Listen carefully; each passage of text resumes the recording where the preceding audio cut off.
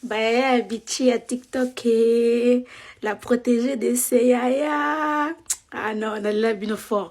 Là, on a un message très sérieux. Là, vraiment, là, non, c'est caté. Là, vraiment, c'est caté, boy, boka.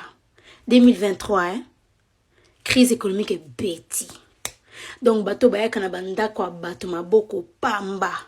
Ata muninga invité, oh. Ya kolia, ya, ata l'huile, ata nguba. Memata mai, memata semoulo zaki na ngona ndaku mema parce que vraiment c'est chaud partout. Botika mukimote ma be wana na 2023, il faut beau changer. Et bien te. Na mama le baké.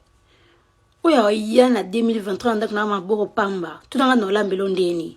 Na pelisa makala na episo fula. Comme ça ta pema na episo fula. Boni weko.